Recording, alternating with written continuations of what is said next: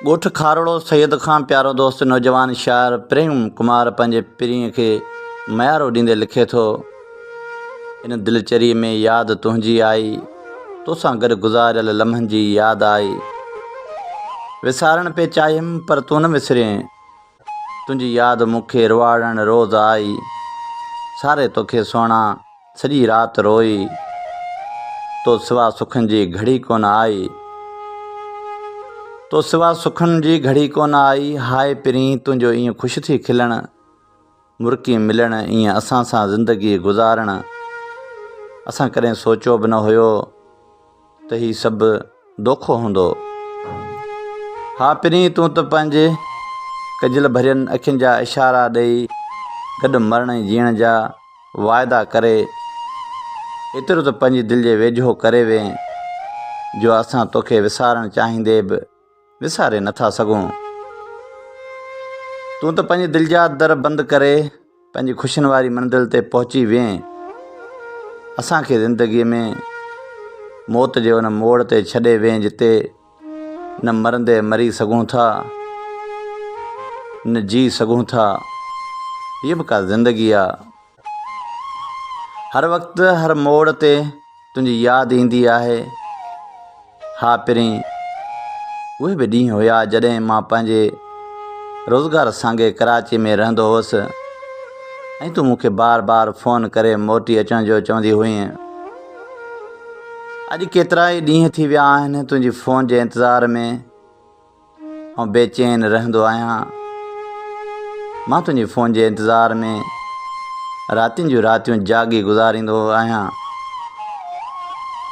इहो सोचींदो रहंदो हुअसि त हिकु ॾींहुं इहो ज़रूरु थींदो ऐं तुंहिंजी फ़ोन ईंदी। पर मूंखे कहिड़ी ख़बर, तुंहिंजी फ़ोन खां पहिरीं तुंहिंजी शादी जी ख़बर पवंदी ऐं जीअं ई तुंहिंजी मङणी जी मूंखे ख़बर पई सच पुछी, मुंहिंजे पेरनि हेठां ज़मीन निकिरी वई हुई। मुंहिंजी दिलि बेसाख्ता रोअण लॻी हुई। मां पंहिंजा होश हवास विञाए वेठो हुअसि। हिन वक़्तु मुंहिंजे कननि में तुंहिंजो उहो आवाज़ु गूंजी रहियो आहे त हा प्रेम, हा प्रेम, छा बि थी पवे मां तोखे कॾहिं कोन छॾींदुसि, मां तोखां सवाइ मरी वेंदुसि। हा पिरी मुंहिंजो मरण जीअण तोसां आहे, तोखां सवाइ मुंहिंजी ज़िंदगी बेजान ऐं बेसहारा आहे। हिन वक़्तु मूंखे ईअं ई लॻी रहियो त तूं मुंहिंजे साम्हूं वेठी आहीं ऐं मां तुंहिंजे साम्हूं, ऐं तूं मूंखे साम्हूं इहे लफ़्ज़ चई रही आहीं। तूं त शादी करे वञी ॿियनि जो घर आबाद कयो, पर असां फ़क़ीरनि जो छा थींदो जीअं सभु कुझु तुंहिंजी मोहबत जे नाते क़ुर्बान करे छॾियो। मोहबत जो नातो कहिड़ी रीति निभाए थो, रुवाड़े मूंखे ॿियनि सां मुस्कुराए थो। सॼी दुनिया खे छॾे चाहियो तोखे, पंहिंजे भर में मूंखे न विहारे थो। प्यार जे सफ़र में छॾे वें तूं सुहिणा, कहिड़ी ख़ता थी मूं ॾे न निहारी थो। सभिनी चयो छॾे वेंदो ही तोखे, सॼो संसार मूं ते छो खिलाहीं थो। सॼी उमिरि गॾु रहण जा वाइदा कया तो, पंहिंजनि वाइदनि खे छो न निभाहीं थो। हा मुंहिंजा प्यारा पिरी, तूं ई ॿुधाए हिन फ़क़ीर जो हाणे छा थींदो जीअं तुंहिंजी दिलि जी दरगाह में पंहिंजी ज़िंदगी वक़ुफ़ करे छॾी। हा राजा भाउ, ज़िंदगी में माण्हू कंहिंखे केतिरो बि चाहे पर वक़्त खे रोके नथो सघे। असां ॾुखिया सुखिया ॾींहं कटे वेंदासीं।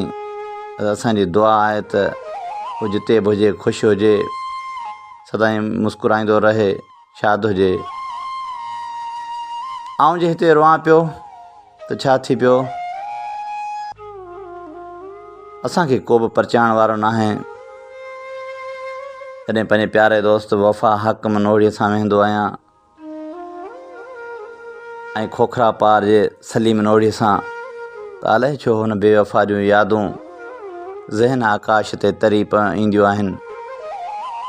बसि हुन जा हाल अहिवाल ओरे या उदास थी वेंदो आहियां। तॾहिं मुंहिंजे दिलि खे दिलासा ॾियण वारा प्यारा दोस्त निपलो लॻ खोखरा पार जो सलीम नोहड़ी ऐं दिलरबा दोस्त वफ़ा हकमली नोहड़ी, जेके कुझु पलनि जे लाइ सही पर मुंहिंजो सहारो थी पवंदा आहिनि।